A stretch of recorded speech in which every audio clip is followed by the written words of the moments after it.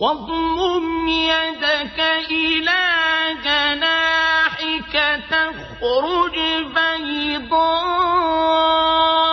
من غير سوء آية أخرى. And thrust thy hand within thine armpit, it will come forth white without hurt. That will be another token. لنريك من آياتنا الكبرى. That we may show thee some of our greater portents. اذهب إلى فرعون إنه طغى. Go thou unto Pharaoh, lo, he hath transgressed the bounds. قال رب اشرح لي صدري. Moses said, My Lord, relieve my mind, ويسر لي أمري. and ease my task for me, واحلل عقدة من لساني. and loose a knot from my tongue, يفقهوا قولي. that they may understand my saying. واجعل لي وزيرا من أهلي. Appoint for me a henchman from my folk, اور اپنا ہاتھ اپنی بغل میں دبا لو کہ وہ کسی عیب و بیماری کے بغیر سفید چمکتا دمکتا نکلے گا. یہ دوسری نشانی ہے تاکہ ہم تمہیں اپنے بڑے بڑے نشانات دکھائیں. تم فرعون کے پاس جاؤ کہ وہ سرکش ہو رہا ہے. ہاں اے میرے پروردگار، اس کام کے لیے میرا سینہ کھول دے اور میرا کام آسان کر دے اور میری زبان کی گرہ کھول دے تاکہ وہ میری بات سمجھ لیں. سامعین، اب ان آیتوں کی تفصیل سماعت کیجیے. موسیٰ علیہ السلام کے معجزات.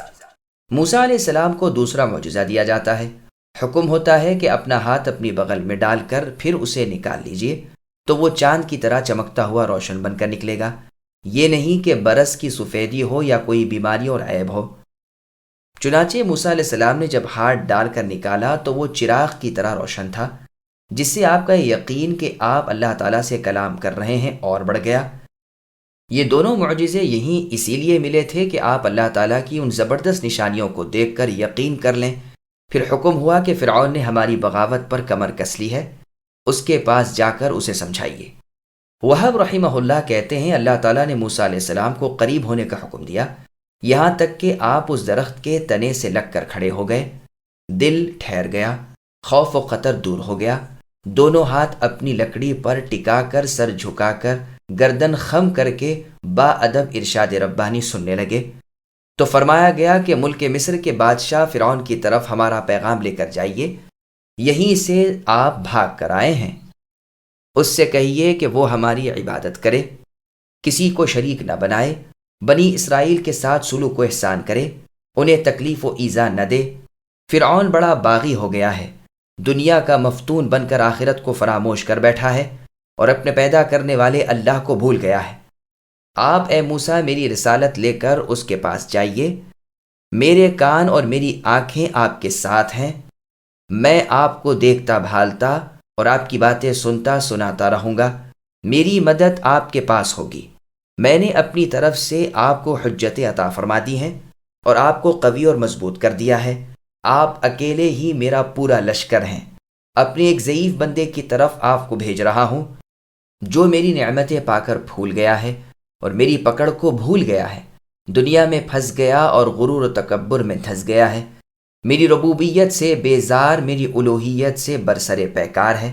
مجھ سے آنکھیں پھیر لی ہیں، دیدے بدل لیے ہیں، میری پکڑ سے غافل ہو گیا ہے، میرے عذابوں سے بے خوف ہو گیا ہے.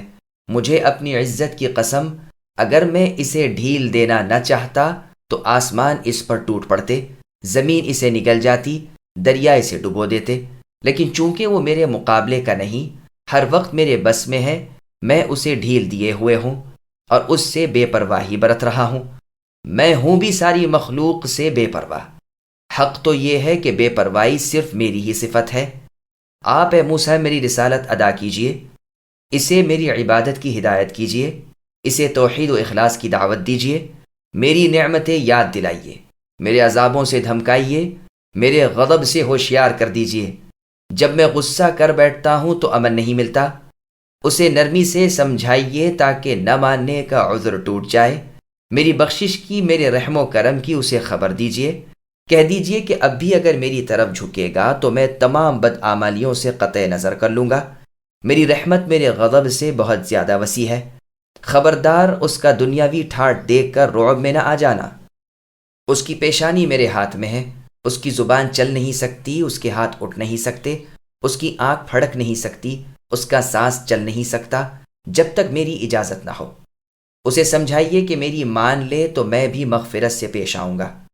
400 سال اسے سرکشی کرتے میرے بندوں پر ظلم ڈھاتے میری عبادت سے لوگوں کو روکتے گزر چکے ہیں، تاہم نہ میں نے اس پر بارش بند کی، نہ پیداوار روکی، نہ بیمار ڈالا، نہ بوڑھا کیا، نہ مغلوب کیا۔ اگر میں چاہتا ظلم کے ساتھ ہی پکڑ لیتا، لیکن میرا حلم بہت بڑا ہوا ہے۔ آپ اپنے بھائی ہارون کے ساتھ اے موسیٰ مل کر اس یعنی فرعون سے پوری طرح جہاد کیجئے اور میری مدد پر بھروسہ رکھیے۔ میں اگر چاہوں تو اپنے لشکروں کو بھیج کر اس کا بھیجا نکال دوں، لیکن اس بودے بندے کو دکھانا چاہتا ہوں کہ میری جماعت کا ایک بھی روئے زمین کی طاقتوں پر غالب آ سکتا ہے۔ مدد میرے اختیار میں ہے۔ دنیاوی جاہ و جلال کی آپ اے موسیٰ پرواہ نہ کرنا، بلکہ آنکھ بھر کر دیکھنا بھی نہیں۔ میں اگر چاہوں تو آپ کو اتنا دے دوں کہ فرعون کی دولت اس کے پاسنگ میں بھی نہ آ سکے، لیکن میں اپنے بندوں کو عموماً غریب ہی رکھتا ہوں تاکہ ان کی آخرت سنوری رہے۔ یہ اس لیے نہیں ہوتا وہ میرے نزدیک قابل اکرام نہیں، بلکہ صرف اس لیے ہوتا ہے کہ دونوں جہاں کی نعمتیں آنے والے جہاں میں جمع مل جائیں۔ میرے نزدیک بندے کا کوئی عمل اتنی وقات والا نہیں جتنا زہد اور دنیا سے دوری۔ میں اپنے خاص بندوں کو سکینت اور خشوع و خضوع کا لباس پہنا دیتا ہوں، ان کے چہرے سجدوں کی چمک سے روشن ہو جاتے ہیں۔ یہی سچے اولیاء اللہ ہوتے ہیں۔ ان کے سامنے ہر ایک کو باادب رہنا چاہیے، اپنی زبان اور دل کو ان کا تابع رکھنا چاہیے۔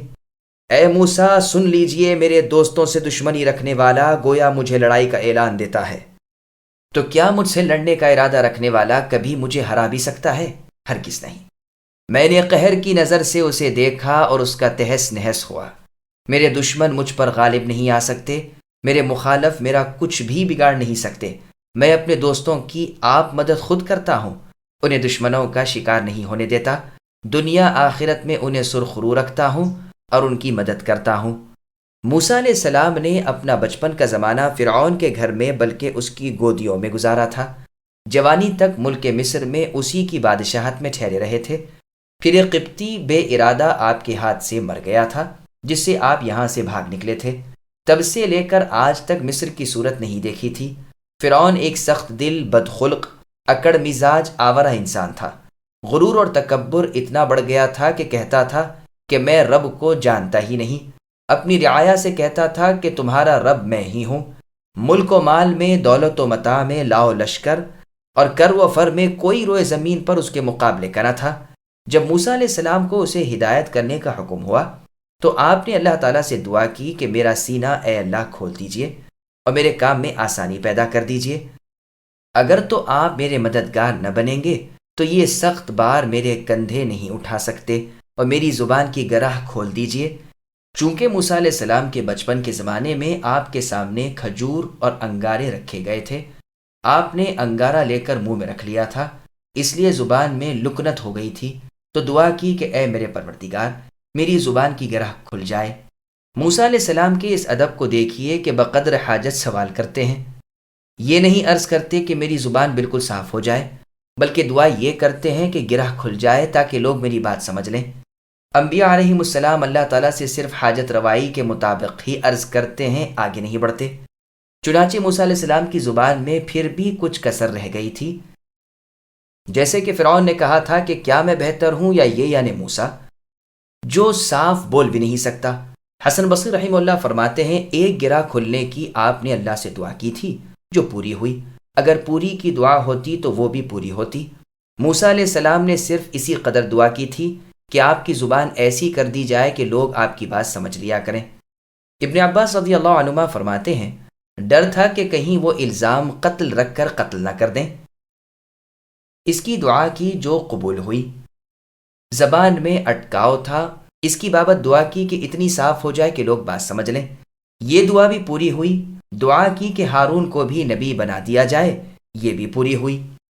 محمد ابن کعب القرظی رحمہ اللہ کے پاس ان کے ایک رشتہ دار آئے اور کہنے لگے، یہ تو بڑی کمی ہے کہ تم بولنے میں غلط بول جاتے ہو۔ آپ نے فرمایا، بھتیجے کیا میری بات تمہاری سمجھ میں نہیں آتی؟ کہا ہاں سمجھ میں تو آ جاتی ہے۔ کہا بس یہی کافی ہے۔ موسیٰ علیہ السلام نے بھی اللہ تعالیٰ سے یہی اور اتنی ہی دعا کی تھی۔ پھر اور دعا کی کہ میری خارجی اور ظاہری امداد کے لیے میرا وزیر بنا دیجئے، اور ہو بھی وہ میرے کنبے میں سے، یعنی میرا اپنا بھائی ہارون علیہ السلام، ان کو نبوت عطا فرمائیے۔ ابن عباس رضی اللہ عنہما فرماتے ہیں اسی وقت ہارون علیہ السلام کو موسیٰ علیہ السلام کے ساتھ ہی نبوت عطا فرمائی گئی۔ عائشہ صدیقہ رضی اللہ عنہا عمرے کے لیے جاتے ہوئے کسی عرابی کے ہاں مقیم تھیں کہ سنا ایک شخص پوچھتا ہے کہ دنیا میں کس بھائی نے اپنے بھائی کو سب سے زیادہ نفع پہنچایا ہے؟ اس سوال پر سب خاموش ہو گئے اور کہہ دیا کہ ہمیں اس کا علم نہیں۔ اس نے کہا اللہ کی قسم مجھے اس کا علم ہے۔ صدیقہ رضی اللہ عنہ فرماتی ہے میں نے اپنے دل میں کہا دیکھو یہ شخص کتنی بیجا جسارت کرتا ہے، بغیر انشاء اللہ کی قسم کھا رہا ہے۔ لوگوں نے اس سے پوچھا کہ بتلاؤ۔ اس نے جواب دیا موسیٰ علیہ السلام نے اپنے بھائی کو اپنی دعا سے نبوت دلوائی۔ میں بھی یہ سن کر دنگ رہ گئی اور دل میں کہنے لگی کہ بات تو سچ کہی، فی الواقع اس سے زیادہ کوئی بھائی اپنے بھائی کو نفع نہیں پہنچا سکتا۔ اللہ تعالیٰ نے سچ فرمایا کہ موسیٰ اللہ تعالیٰ کے پاس بڑے آبرودار تھے۔